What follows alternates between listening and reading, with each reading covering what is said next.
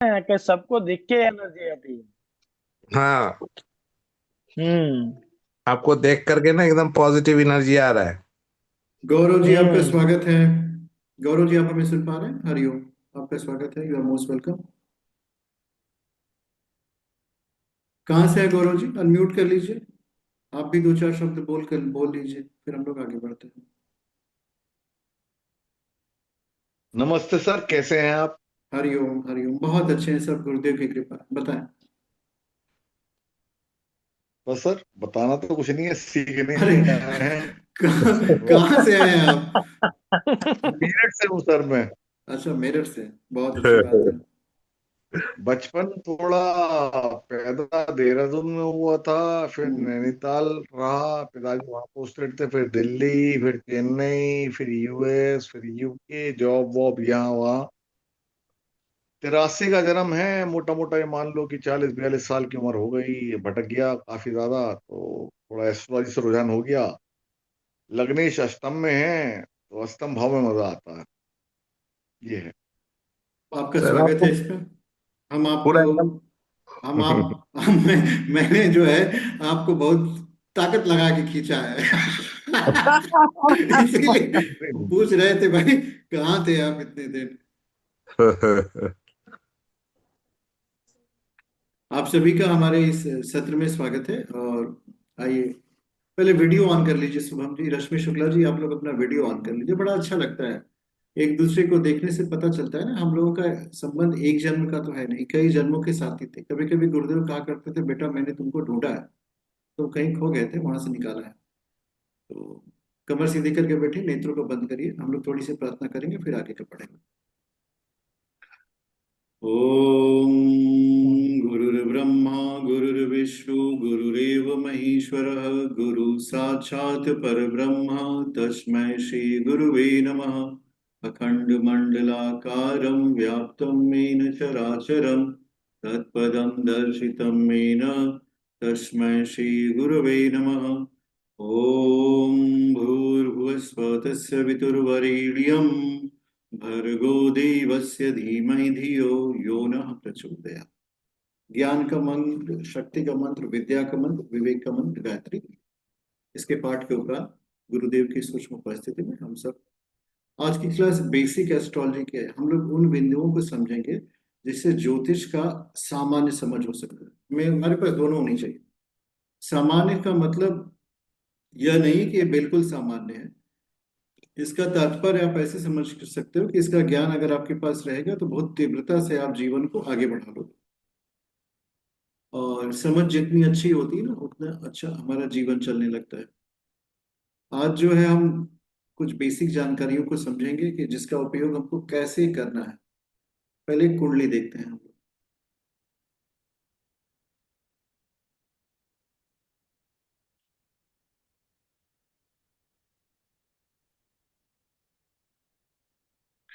ये कुंडली है, देखो। एक जो जनरल कॉन्सेप्ट हमारे मन में आता है, ये खाली है, ये खाली है, ये खाली है, ये खाली है, ये हिस्सा भी खाली है, यहाँ पे कुछ है पर इसको भी खाली समझो। तो सबसे पहले हमारी कुंडली में 12 हाउसेस होते हैं। ये कॉन्सेप्ट हमारे मन में होना चाहिए। हमारे पास कुल 12 राशियां होती हैं, 9 ग्रह होते हैं। ये जो तीन बिंदु हैं, हमारे पास कुल 9 प्लानिट ही हैं, और हमारे पास हाउसेस 12 हैं। तो कोई भी ऐसा जातक नहीं होगा जिसके सारे 12 के 12 हाउसेस फिल्ड हैं। शुरू शुरू में जब भी कोई व्यक्ति किसी व्यक्ति की कुंडली देखना शुरू करता है, शुरू की बात हम बताते हैं, बाद में नहीं, बाद में तो आपको समझ हो जाती है। जो जनरल प्रिडिक्शन लोग करते हैं कि हमारा, जैसे इस कुंडली में देखा जाए तो ये जातक प्रश्न करेगा, मेरा सूर्य जो है 10वें भाव में बैठा है, ये क्या करेगा। इस तरह के किसी भी प्रश्न का कोई उत्तर नहीं। सामान्य सा आप कह सकते हो कि थोड़े से समय के लिए, मनोरंजन के लिए, टू इंटरटेन द पीपल, लोगों को समझाने के लिए आप ये कह तो सकते हो कि सूर्य 10वें भाव में है, 10वें भाव में सूर्य दिग्बली हो गया, कार्य क्षेत्र में आप बहुत अच्छी प्रबलता प्राप्त करोगे। पर वो कोई प्रिडिक्शन नहीं है, वो कोई फलादेश नहीं है। इसलिए जो भी खाने खाली होते हैं उनके बारे में बिल्कुल परेशान नहीं होना चाहिए।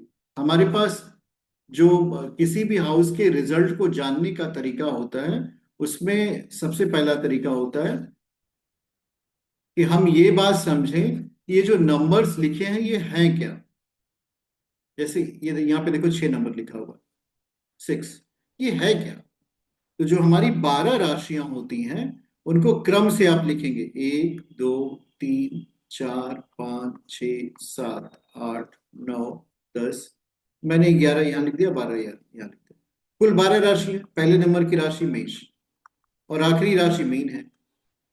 बीच की राशियों को आप लोग अगर नहीं जानते तो इसको लिख लिया करो। दूसरे नंबर की राशि वृषभ है, तीसरे नंबर की राशि मिथुन है, चौथी कर्क है, पांचवी सिंह है, छठी कन्या है, सातवीं तुला है, आठवीं वृश्चिक है, नौवीं धनु है, 10वीं मकर है और ये कुंभ है।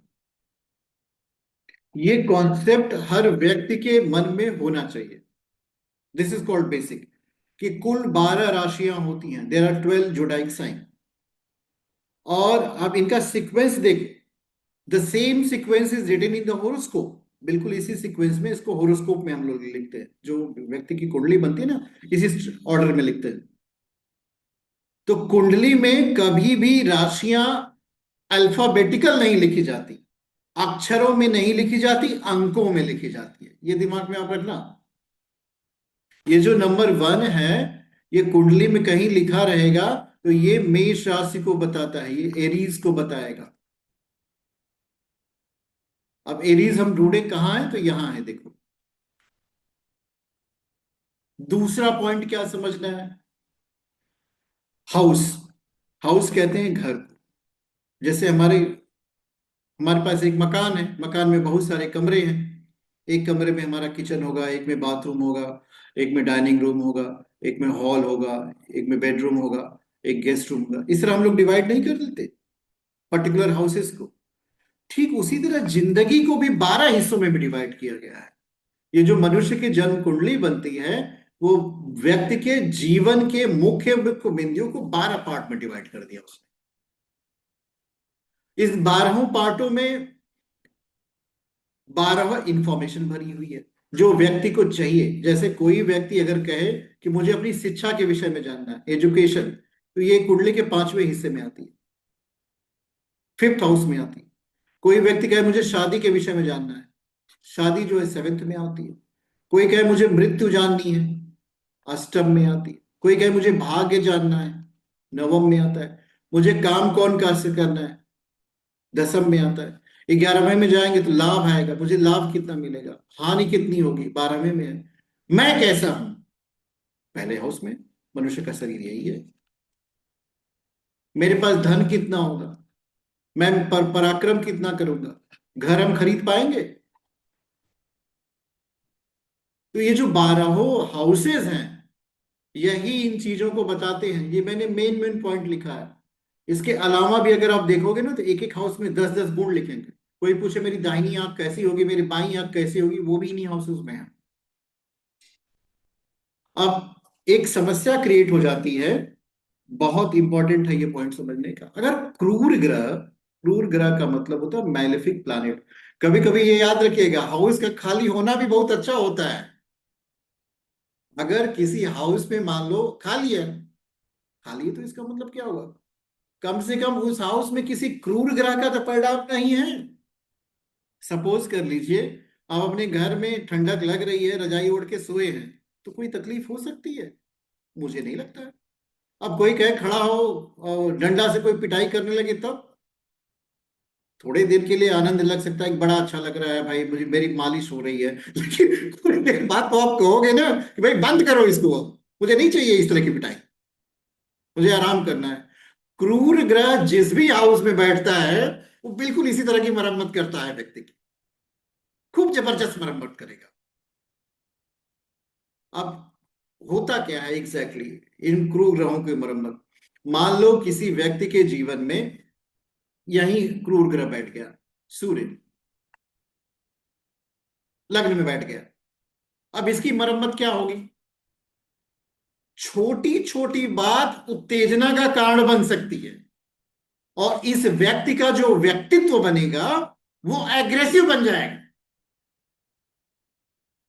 अगर इस व्यक्ति ने स्वयं को नियंत्रित नहीं किया कि नहीं, मुझे ऊर्जा वहीं वहीं यूज करनी है जहां जहां आवश्यक है, बाकी जगह मुझे नहीं यूज करना है, तो ऐसी स्थिति में क्या होगा? ये आग का गोला है भाई, सूर्य आग का गोला लग्न में बैठ गया तो इसका मतलब है इसके हमेशा चेहरे पे एग्रेशन होगा, उत्तेजना होगी, कुछ ना कुछ एक्साइटमेंट होगा।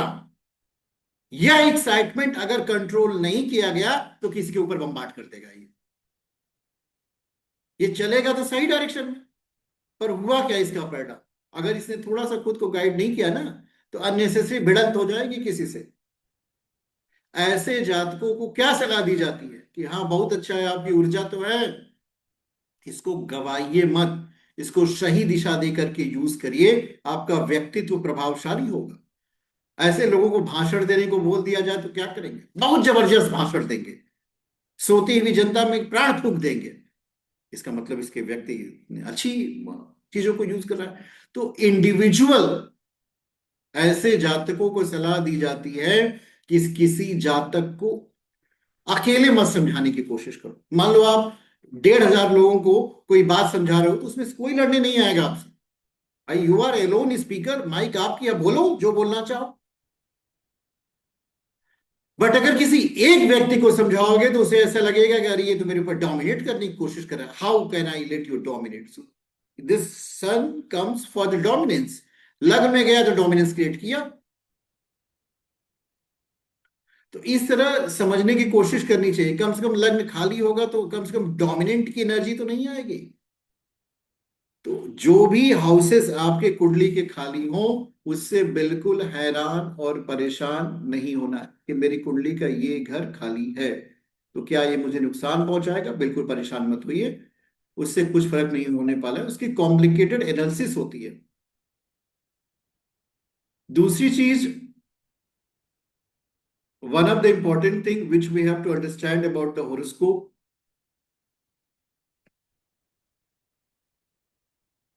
जीवन की दिशा, जीवन की दिशा, what is the direction of the life. Direction of the life ऐसे कह सकते हो कि हर व्यक्ति, इवन एक ही माँ बाप के दो बच्चे होंगे, जुड़वा कर लो, ट्विन कर लो, उन दोनों के जीवन की दिशा अलग अलग हो जाएगी। They have different direction. इसमें अच्छा और बुरा का कोई कॉन्सेप्ट नहीं है। मुझे ज्योतिष अच्छी लगती है इसलिए मैं ज्योतिष पढ़ा रहा हूं, आपको ज्योतिष अच्छी लगती है इसलिए आप ज्योतिष पढ़ रहे हो। सो ये जो डायरेक्शन, डायरेक्टिव प्रॉपर्टी होती है, ये कहां से आती है, कौन देगा? तो उसके लिए कहते हैं मन, और उसके लिए रिस्पॉन्सिबल जो होता है व्यक्ति का चंद्रमा होता है। ये बहुत महत्वपूर्ण है किसी भी कुंडली में। आज हमारी बेसिक की क्लास है इसलिए हम चंद्रमा के विषय में बात करेंगे। कोई भी कुंडली खोलो तो उसकी लग्न चेक करो, राशि चेक करो। लग्न का मतलब जब जातक पैदा होता है उस समय कौन सी राशि उदित हो रही है, पूरब की तरफ। इसमें देखो ये 9 लिखा हुआ है ना, ये धनु लग्न की कुंडली है। जिस तरह हमारा एड्रेस होता है उसी तरह हर कुंडली का एक एड्रेस होता है, उसकी लग्न और राशि। धनु लग्न है, राशि के लिए मुझे चंद्रमा देखना पड़ेगा। चंद्रमा जिस राशि में बैठा हो वही उस जातक की राशि होती है। इस कुंडली में अगर ध्यान से देखेंगे तो ये चंद्रमा नहीं है, ये मार्स है, मंगल है। मैं चंद्रमा के पास जाना, चंद्रमा यहां। इस व्यक्ति की जो राशि आ रही है वो मकर राशि है। ये मकर राशि की कुंडली है।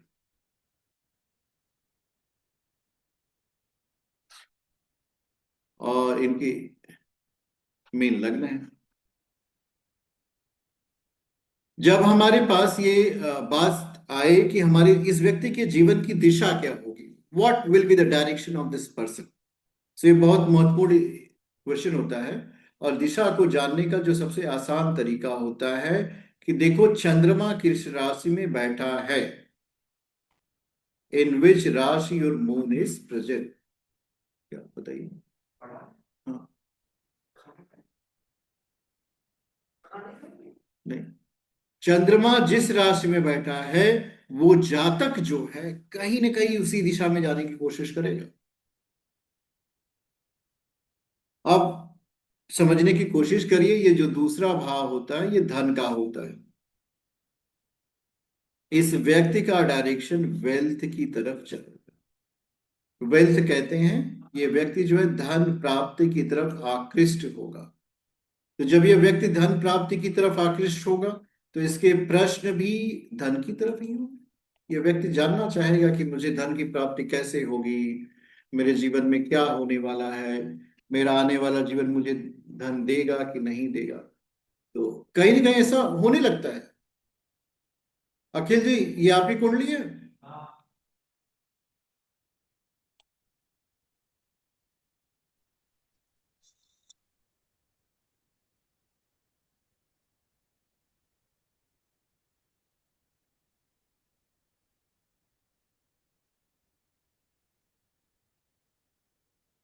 अखिल जी, आपकी कुंडली है? हाँ मेरी है। देखो आपका चंद्रमा अष्टम में है कि नहीं है। है। ये व्यक्ति ज्ञान की तरफ भागेगा। भाग रहे हो कि नहीं भाग रहे हो? हाँ हाँ, बात अच्छी है गुरुजी। मेरा भी अष्टम में है गुरुजी, अखिल जी के हाँ। साथ मैं भी भाग रहा हूँ।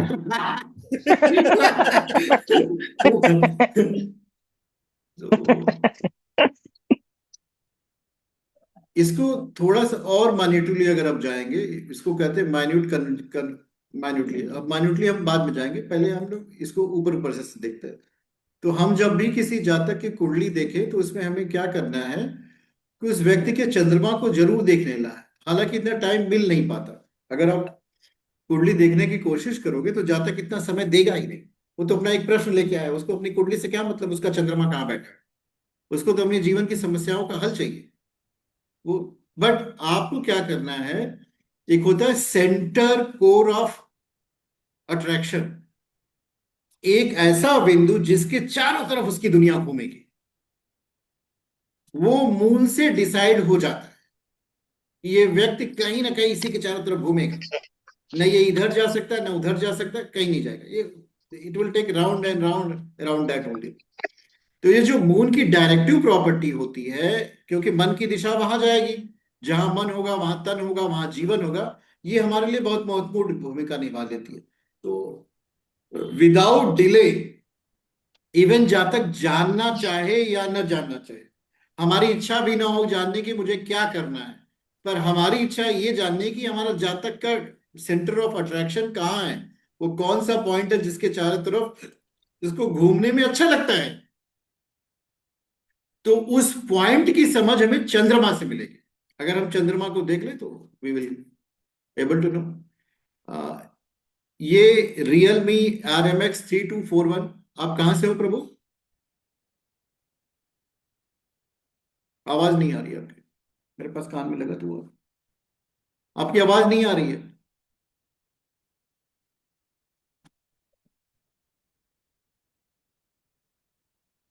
आप अनम्यूट कर लीजिए। आप कहां से हो?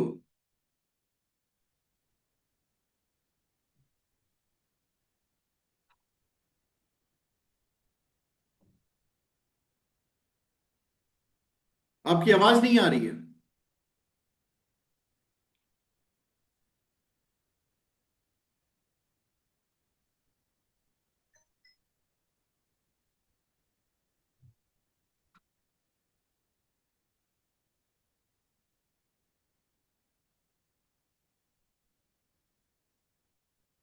अनम्यूट कर लीजिए, आप फिर से म्यूट हो गए हैं। हम्म। अब बोलिए, अब बोलिए, आप फिर से म्यूट हो गया।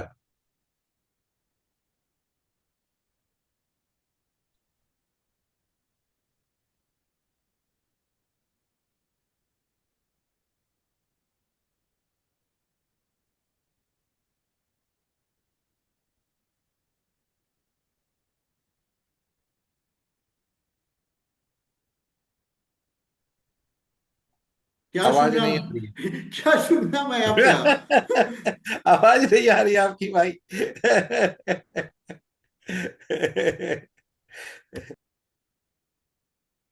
कोई बात नहीं, ठीक है।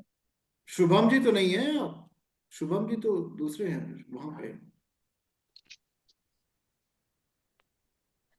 हूँ मैं शुभम भैया। जी एकदम सूर्य की हाँ तरह चमक रहे हाँ, ऊपर चमक रहे हैं। हैं। आप कहाँ से हो? मैं तो अयोध्या से हूँ। आप अयोध्या से हो, बिल्कुल सही बात है। ये भाई साहब आप कहाँ से हो? कोई प्रॉब्लम है, चलिए कोई बात नहीं, हम लोग आगे की तरफ बढ़ते हैं। जी तो हम लोगों को जो जानना था वो जान लिया, कि हमको समझना है कि व्यक्ति का मन क्या कहता है। अब उस मन से आपको क्या करने की जरूरत है? मन से जानने की ये जरूरत है कि आखिर ये व्यक्ति। चलिए आगे की तरफ बढ़ते हैं। Screen, document, white board.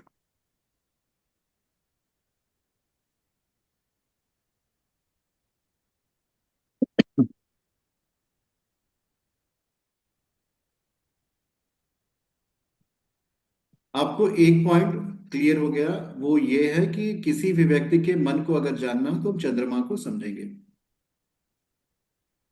If you want to know mind, आप जो है चंद्रमा को समझिए।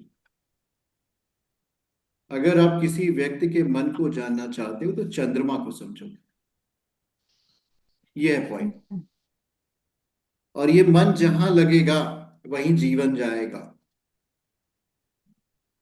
कोई भी व्यक्ति आपसे ऐसा नहीं मिल सकता जो ये कह ले कि नहीं, हमारा मन तो लगता ही नहीं काम में।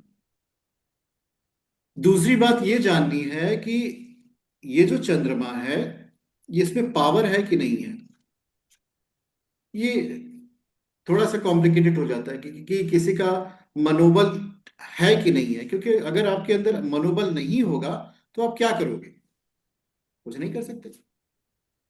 कभी कभी किसी किसी व्यक्ति के अंदर, आप एक बात का ध्यान दीजिएगा, लोगों के अंदर एक दुविधा होती है। प्रतिभा जन्मजात होती है, मुझे इस पे विश्वास नहीं है, या फिर प्रतिभा बनाई जाती है, जिसको कहते हैं मैंने मेहनत की और मैंने अपने आप को ताकतवर बना लिया, मैंने कॉन्सेंट्रेट किया, मैंने अपने अंदर की आंतरिक ऊर्जा को जागृत कर लिया। तो इन दोनों में एज ए ज्योतिषी आपका विश्वास जिस भाव में रहना चाहिए। देखिए, एक तो अभी का जो वर्ल्ड चला है, पहले भी ऐसा ही था, जिसको हम लोग कहते थे साइंटिफिक टेम्पर, वैज्ञानिक आध्यात्मवाद। वैज्ञानिक आध्यात्मवाद क्या कहता है कि हर क्रिया की प्रतिक्रिया होगी, बिना कर्म के परिणाम नहीं होगा। Means there is some cause, जिसको हम लोग बोलते हैं सीएनएफ।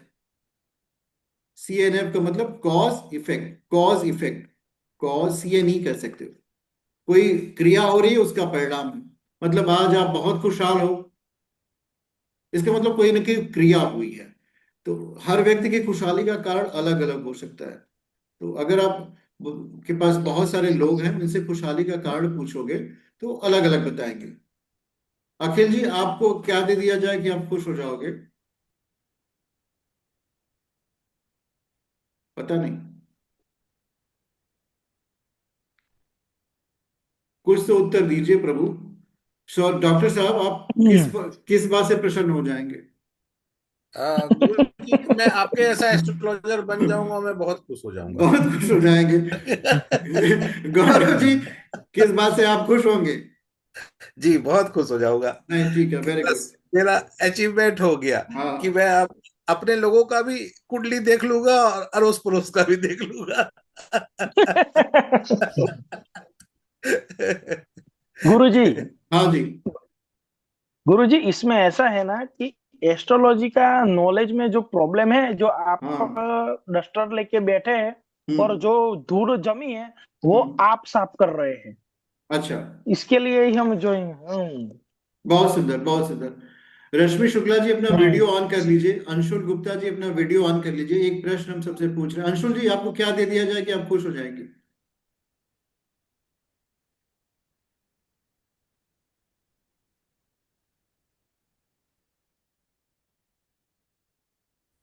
कुछ नहीं पता? अरे कुछ उत्तर बोल दीजिए। रसगुल्ला मिल जाएगा, गुलाब जामुन मिल जाएगा, मिठाई मिल जाएगी, चांद पे जाना हो जाएगा, कैसे खुश होंगी?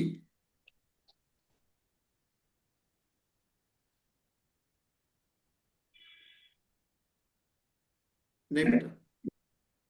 अनम्यूट करके एक शब्द का उत्तर दीजिए, हम दूसरे से मैं पूछते कह हैं। रही हूँ रसगुल्ला मिल हाँ, जाएगा तो बिल्कुल खुश हो जाऊंगी गुरुजी। बहुत अच्छा, वेरी गुड। रश्मि जी, आपको क्या चाहिए खुश होने के लिए? मुझे तो ज्ञान ही चाहिए, मैं उसी नहीं से ना, खुश रहती। ठीक है ठीक है। हनी जी, आपको क्या चाहिए? नॉलेज चाहिए। अच्छा, गौरव जी आप? सर खुशियां तात्कालिक हैं। वेरी गुड वेरी गुड, मतलब आप दार्शनिक चिंतन करके अपने आप को खुश कर लेंगे नहीं क्षण मतलब भर। अभी जैसा बच्चा होता है ना कि झूला झूलना है, पापा हाँ आइसक्रीम हाँ हाँ। खानी है, पॉपकॉर्न हम्म खाना है, हम्म कॉफी खानी है। हम्म। तो जो चंद्रमा है ना वो मन, खुशियां वो बदलता रहता है।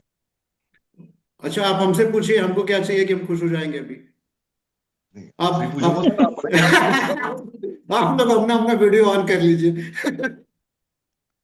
तो ये जो हैप्पीनेस है ये परमानेंट नहीं है, ये टेम्परेरी है। आनंद। आज जो चाहिए, आज मलाई कोफ्ता खाना है, हाँ, नहीं मिला तो हम नाराज हो जाएंगे।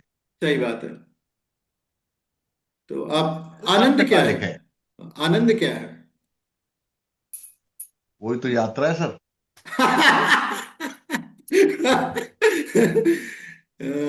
नहीं, बहुत सुंदर आपने उत्तर दिया। देखिए, जीवन के हर क्षण में जब तक आप अपने जीवन में जागृत नहीं होंगे, जागृत का मतलब जिसको कहा जाता है ना, क्षणभंगुर संसार है, क्षणभंगुर हम नहीं है। हमारा अस्तित्व जो है आनंद से युक्त होता है। तो आत्मिक चिंतन से आनंद मिलता है। जीवन की छोटी छोटी से छोटी घटनाएं कभी कभी हमें प्रसन्नता का अनुभव नहीं करा पाती, क्योंकि हम अपने तात्कालिक जो समय होता है ना उसमें रहते नहीं। अब हम जा रहे थे जिस विषय पे, उसको समझने के लिए मुझे बहुत अच्छा लगता है कभी कभी इंटरेक्शन आई लाइक, क्योंकि जीवन में अगर आपके पास ना वन वे ट्रैफिक चलता है तो वो याद नहीं रहता। और हम जिस विधा में जाने का प्रयास कर रहे हैं उसमें आप वन वे नहीं जा सकते, आपको टू वे में जाना पड़ेगा। और सबसे इंपॉर्टेंट है खुद खुश रहिए और जिससे बात करिए वो भी खुश हो जाए। तब आप समझो कि हाँ, जीवन में आप एक बहुत अच्छे ज्योतिषी बन गए। भाई, आपके पास कोई आया और उसके आने के बाद आने वाला व्यक्ति कोई दूसरा था और जाने वाला व्यक्ति कोई दूसरा हो जाए, उसके चिंतन का तरीका बदल जाए, तो समझ लो yes, you are on right track और यही ट्रैक पे आपको चलने की आवश्यकता है। तो एग्जैक्टली exactly आपको करने की क्या आवश्यकता है इसमें? हमारा जो विषय था जिस पे हम फोकस कर रहे थे वो ये था कि हमें कोशिश करके चंद्रमा जो कि मन का कारक है, जो कि व्यक्ति के चिंतन का कारक भी हो सकता है, डायरेक्शन का भी कारक होता है, क्योंकि मन जहां लगेगा वहीं से जीवन होता वो चला जाएगा, उसमें अच्छे थॉट डालने। जैसे एक किसान जो है खेत में बीज बो देता है, बिल्कुल वही अगर आपके पास कोई ऐसा व्यक्ति मिलता है जिसके मन की स्थिति बहुत गंभीर हो जाती है, वो हर दुख का कारण भगवान को समझाता है या फिर अपने प्रीवियस जन्म में किए गए कर्मों के, फिलोसफी ऑफ कर्मा कभी कभी व्यक्ति को गाइड नहीं कर पाती, आपको मालूम है। क्योंकि जब हम हर चीज का कारण अपने वर्तमान में न ढूंढ करके भूत में ढूंढने जाएंगे। भाई, कल मैंने जीवन में एक पाप कर्म कर दिया था पिछले हुए जन्म में, अभी हम कुछ कर सकते हैं उसके लिए? नहीं कर सकते। तो अगर हम रिग्रेट करते हैं, रिग्रेट का मतलब होता है अगर हम कोशिश करते हैं कि भाई चलो प्रायश्चित किया जाए पाप का, तो भी हमें कोई परिणाम नहीं मिलेगा। उस गलत कर्म के बदले जिससे दुख की प्राप्ति मुझे होनी चाहिए, जितनी होनी होगी उतनी होकर रहेगी। चाहे उसके लिए हम उसको योग बल से पार कर लें, चाहे चिल्ला चिल्ला के पार कर लें, वो हमें ही बर्दाश्त करना पड़ेगा। तो कहने का भाव यह है कि हर व्यक्ति के जीवन की यात्रा उसकी मानसिक तरंगे तय करती हैं। मानसिक तरंगे चंद्रमा की स्थिति के आधार पे आती हैं। तो चंद्रमा को बलवान होना चाहिए। कुछ ऐसे भी कारण होते हैं जिससे व्यक्ति की अपनी स्थिति में मजबूत चंद्रमा भी उसको नकारात्मक चिंतन देता है। ये भी परिस्थितियां आप जीवन में देखते होंगे। होता क्या है ऐसे में, व्यक्ति की संगति गलत हो जाए, कोई भी व्यक्ति जो अपने आप को गलत संग में ले जाएगा, उसके साथ क्या परिणाम आएगा? सुख तो आएगा नहीं। आज भले से उसको ये फील हो कि नहीं उसकी लाइफ बहुत अच्छी चल रही है, पर कल की स्थिति क्या होगी? जो कल की स्थिति होगी वो बड़ी भयावह हो जाएगी। उसको कहीं ना कहीं ये फील होने लगेगा कि नहीं, हम तो अच्छा काम नहीं किए थे। तो संगति हमेशा चेक करिए कि भाई आप किस व्यक्ति के संग रह रहे हो। जिस व्यक्ति के संग रहोगे वैसा ही आपका जीवन होगा। तो अगर संगति आपकी अच्छी है तो आने वाला जीवन भी अच्छा होगा, आने वाली लाइफ भी अच्छी होगी। तो संगति का बिल्कुल ध्यान देना है।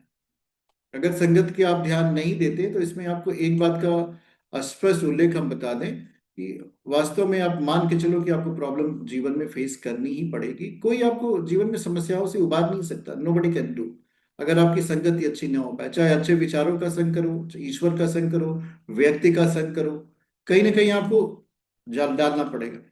तो अब वो करना क्या है, देखो, अगर व्यक्ति का चंद्रमा कमजोर पड़ जाता है तो ऐसी स्थिति में व्यक्ति को जिसका सहारा लेना है उसका नाम है भगवान। उसे कहे कि आप ईश्वर से योग लगाओ, ईश्वर का ध्यान करो, प्रार्थनाएं करो, सत्संग करो, अच्छी पुस्तकों का अध्ययन करो, श्रीमद् भगवद गीता का पाठ करो, रामचरितमानस का पाठ करो, 1 मिनट करो, 2 मिनट करो, 10 मिनट करो, हनुमान चालीसा का पढ़ो।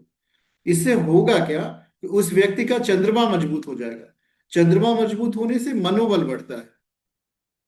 अगर व्यक्ति का मनोबल बढ़ जाए तो उसके जीवन में सही दिशा आ सकती है। अब हमें जो है, ये जो हम आपको बता रहे हैं ये आपके लिए है। आपने कुंडली खोली, देखा जातक का चंद्रमा कमजोर है, तो आप चंद्रमा के लिए गाइड करो कि आप वो कार्य करो जिससे चंद्रमा आपका स्ट्रांग हो जाए। चंद्रमा स्ट्रांग होने का मतलब मन, व्यक्ति का मन पावरफुल हुआ। दूसरी चीज, ये तो मन का कारक हुआ चंद्रमा। हमारी कुंडली में एक और ग्रह होता है जिसको हम लोग सूर्य बोलते हैं। सूर्य जो है व्यक्ति की आत्मा का कारक होता है। हमारी जो फैकल्टीज है उसको कह सकते हो आत्मा, मन, शरीर। ये दोनों नहीं दिखते हैं। शरीर जो है आपकी फिजिकल बॉडी है जो दिखाई देती है, जिसको आंखों से देख सकते हैं। अब मन के कारकों में चंद्रमा को हम लोगों ने समझ लिया। आत्मा का कारक सूर्य है, ये सूर्य। आत्मा से, अब शास्त्र कहता है कि आत्मा का ज्ञान जो है बहुत ज्यादा पढ़ने से भी नहीं हो सकता है, न जप से हो सकता है, न तप से हो सकता है, न यज्ञ से हो सकता है, न बहुत चर्चा से हो सकता है। आत्मज्ञानी के समझ रहोगे तो आसानी से हो जाएगा। तो क्या आप रिप्लाई करेंगे? जैसे जैसे आपकी जीवनी शक्ति, प्राण, ये बढ़ेगा वैसे वैसे आत्मा का प्रभाव भी जीवन में बढ़ता हुआ चला जाता है। एक एक श्लोक है, आत्मवत सर्वभूतेषु, मतलब अपनी ही चेतना को सारे भूतों में समझो। इसका मतलब है कि अपनी चेतना को सारे भूतों में समझो, मतलब हमारी समझ कि हमारी आत्मा सिर्फ इसी शरीर में है, एक छोटी समझ है। हमारी आत्मा जो है सारे भूतों में विद्यमान है। जैसे जैसे आपकी आत्मा का विकास होगा, जैसे शरीर का विकास होगा तो क्या होता है, एक बच्चा बढ़ करके युवा होता है, युवा होने के बाद बहुत कुछ कर सकता है, फिर उसके बाद बूढ़ा होता है, फिर उसके बाद उसकी मृत्यु हो जाती है। लेकिन जब आत्मा का विकास होगा तो आप ऐसे समझिए कि आपके जीवन में जितनी उपलब्धियां आप शरीर से प्राप्त कर रहे हो, जैसे इन इन तीनों का एक तरह से कैटेगराइजेशन कर सकते हो। शरीर से पावरफुल आत्मा है, शरीर से पावरफुल मन है, मन से पावरफुल आत्मा है। इसमें एक बुद्धि की भी फैकल्टी डाल जाती है, बुद्धि मन से भी सूक्ष्म है, फिर आत्मा, ऐसे भी कह सकते हो। तो ये जो सबसे सूक्ष्मतम तत्व है वो हमारी आत्मा है। ज्योतिष में आत्मा जो है सूर्य से संबंधित है। जैसे इस पूरे जगत का आप ऐसे कहो, पृथ्वी लोक पे जितनी एनर्जी है सारी सूर्य से आती है। फोटोसिंथेसिस प्लांट करते हैं, फिर वो दूसरे के पास जाती है, इस तरह सर्कुलेशन ऑफ एनर्जी होता रहता है। तो सारी ऊर्जा का स्रोत सूर्य है पृथ्वी पे। हमारे शरीर के अंदर सारी ऊर्जा का स्रोत हमारी आत्मा है, न कि शरीर है। आत्मा सूक्ष्म है जो दिखाई नहीं देती, उसका प्रभाव दिखाई देता है। जैसे कोई कह सकता है कि मैं दुखी आत्मा हूं, मैं सुखी आत्मा हूं, और एक शब्द यूज किया जाता है, एक है स्व। ये स्व और आत्मा एक दूसरे के पर्यायवाची कर सकते हो। तो अपनी आत्मा का ख्याल अगर रखना है तो सूर्य को मजबूत करना पड़ेगा। कोई भी व्यक्ति अगर सूर्य से संबंध उसका कमजोर हो गया तो समझ लो उसकी उसका आत्मबल कमजोर हो जाएगा, और आत्मबल कमजोर हो जाएगा तो जीवन में निराशा आती है। निराशा का मतलब आप समझो कि आत्मा कमजोर हो गई तो मन भी कमजोर हो गया, और आत्मा बलवान हो गई तो मन भी बलवान हो गया।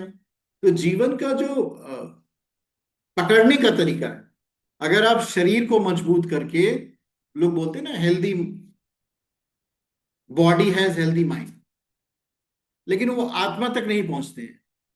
स्वस्थ शरीर में स्वस्थ मन का विकास होता है, लेकिन स्वस्थ मन में स्वस्थ आत्मा का विकास। जब आत्म विकास की बात आती है, इंट्रोस्पेक्शन की बात आती है कि हम अपनी आत्म चेतना को प्राणवान कैसे बनाएं, हम अपनी आत्मिक ऊर्जा को कैसे बढ़ाएं, ताकि हमारे अंदर एक एग्रेशन हो, एक एनर्जी हो, एक इंथुजियाज्म हो। क्योंकि जब आत्मा बलवान हो जाती है ना, शरीर के रोग स्वतः नष्ट हो जाते हैं। कभी कभी आपने पढ़ा होगा, नाशय रोग हरै सब पीरा, जपत निरंतर हनुमत बीरा, संकट ते हनुमान छुड़ावे, मन क्रम वचन ध्यान जो लावे। तो ये जो नाशय रोग हरै सब पीरा, ये जब आपकी आत्मा बलवान हो जाएगी तो सारे रोग स्वतः नष्ट हो जाएंगे, सारी पीड़ाएं सब शांत हो जाएंगी, सारे संकट खत्म हो जाएंगे। लेकिन प्रॉब्लम क्या आ रही है? प्रॉब्लम यहां आ रही है कि हम शरीर से ऊपर उठ ही नहीं पा रहे। शरीर का मतलब हुआ कि हम अब एक लो वाइब्रेशन में वाइब्रेट कर रहे हैं। हर व्यक्ति की फ्रीक्वेंसी होती है। मैंने एक प्रश्न किया था, आप उसमें ध्यान देना। वो प्रश्न ये था कि क्या दे दिया जाए कि खुश हो जाओ। मतलब हमारे जो मन की फ्रीक्वेंसी है वो कहाँ कैच होना चाहती है। जब भी हमें कोई पदार्थ प्राप्त होता है तो देखना कि हमें इंद्रियों से मिलता है। हम आंख से देखते हैं, नाक से सूंघ लेते हैं, जीवा से स्वाद लेते हैं। जैसे किसी ने कहा रसगुल्ला, रसगुल्ला का स्वाद मिलेगा, आंखों को सफेद रसगुल्ला दिखाई देगा। अगर किसी को ऐसा कहा जाए कि रसगुल्ला कहा करके कोई और चीज दिखा दी जाए, पर खाने पे रसगुल्ला जैसा लगेगा, तो भी वो नहीं खाएगा, क्योंकि वो दृश्य आंखों को भी सुंदर लगना चाहिए। तो जो इंद्रिय के अनुभव होते हैं, इंद्रियों के अनुभव, ये मनुष्य को दुख की तरफ ले जाते हैं, क्षणिक हो सकते हैं। जो आत्मिक अनुभव होता है वो सदा होता है, शाश्वत होता है। उसमें न कम हो सकता है न ज्यादा हो सकता है। उसको जितना स्प्रेड करेंगे, जैसे ईश्वर से की गई प्रार्थना आत्मा की पुकार होती है निस्वार्थ भाव से। दो डायरेक्शन होता है मन का। एक या तो स्व कल्याण की तरफ जाए, हे प्रभु मुझे निरोगी बना दो, हे प्रभु हमारे ऊपर धन की वर्षा कर दो, ये स्व की तरफ जा रहा है। देखिए दूसरा, हे प्रभु सारे संसार को निरोगी बना दो, हे प्रभु पूरे संसार में धन की वर्षा हो जाए। तो ये जो दूसरा वाला विचार है, ये आपकी आत्मा को, पावर को बढ़ा रहा है। जब हम स्व से हमारा अपने स्व को बढ़ाते हैं, ऐसे कहो कि जब आप एक गुब्बारे को फुलाते हो तो सेम गुब्बारा बड़ी साइज का हो जाएगा, उसकी पावर बढ़ जाएगी।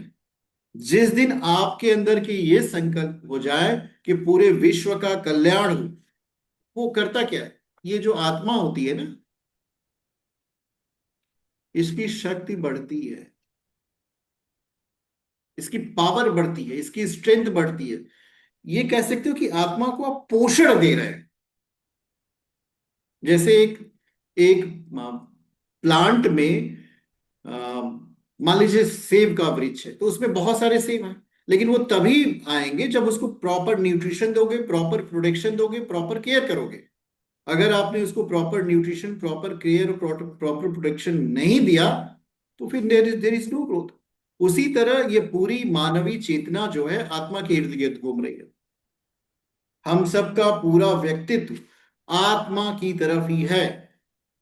अगर आत्मा, अब ज्योतिष की भाषा में बात करें तो, अगर ये आत्मा सूर्य से रिलेटेड है, अगर हमारा सूर्य बलवान नहीं है, या हम कोई ऐसा काम नहीं कर रहे जिससे हमारा सूर्य जागृत, जीवंत और तेजस्वी बन सके, तो क्या होगा? हमारे जीवन में दुख आएगा। समस्या इस बात की आती है कि अब देखो, सूर्य के बलवान करने के पूजा पद्धति भी उपाय है, मनुष्य का व्यवहारिक जीवन भी उपाय है। संत कबीर कहते हैं, साच बराबर तप नहीं, झूठ बराबर पाप, जाके हृदय साच है, ताके हृदय आप।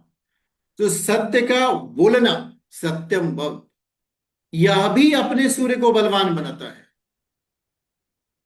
जो व्यक्ति सत्य का भाषण करेगा, उसकी आत्मा जो है में सब चमत्कार रहे, उसे किसी बात का भय नहीं है। हम तो पढ़ रहे थे, सोक्रेटिस को, उसको जहर दिया गया, पॉइजन, पर उसको दुख नहीं है, डर नहीं है, भय नहीं है, क्योंकि कह रहा है मुझे सत्य के लिए जहर दिया जा रहा है, भाई मुझे किस बात का भय। No fear in the mind. तो फियरलेसनेस की कंडीशन जो है आपके मन में आ सकती है अगर आप सत्य का अन्वेषण करोगे, सत्य को जीवन में धारण करोगे। इससे आत्मा आपकी बलवान हो जाएगी, इससे आपका सूर्य स्ट्रांग हो जाएगा, और यही स्ट्रांग सूर्य आपको अपने जीवन के दुखों से बचाएगा। This is the best remedy. हमारा सूर्य कमजोर है, हमें कुंडली में मुझे पता है, क्योंकि जब मैं पैदा हुआ था सूर्य की स्थिति वो थी। आज मैं उसके लिए कुछ नहीं कर सकता कि जाके वहां के सूर्य को बदल दे, लेकिन अपने जीवन का जो व्यवहारिक पक्ष है, वहां के सूर्य को हम मजबूत कर सकते हैं भाई, सत्य बोल करके, सत्य धारण करके, तुरंत सूर्य आपका स्ट्रांग हो जाएगा। तो इस बात से रिग्रेट नहीं करना, this is the main point. We should not regret about the horoscope, और जो हमसे मिलने रहा है उसको भी रिग्रेट नहीं कराना है कि आप अपने जीवन में अपनी कुंडली को देख करके पछताइए बिल्कुल मत कि आपके जीवन में सूर्य की स्थिति अच्छी नहीं है, चंद्रमा की स्थिति नहीं है। हम दोनों स्थितियों को ठीक करने का तरीका जानते हैं, आपको हमारी बात माननी पड़ेगी। मान लोगे दोनों ठीक हो जाएगा। सूर्य व्यक्ति की आत्मा है, चंद्रमा व्यक्ति का मन है, आपके अंदर आत्मबल आएगा, मनोबल आएगा, तो आप बहुत बड़ा बड़ा काम करोगे जीवन में। घबराओ बिल्कुल मत। This is the role which you have to play. और इसके कई तरीके हैं। एक तरीका जो मैंने बताया सूर्य का। अब समस्या को लेकर के आगे नहीं बढ़ना, आज की क्लास हमारी यहीं तक है।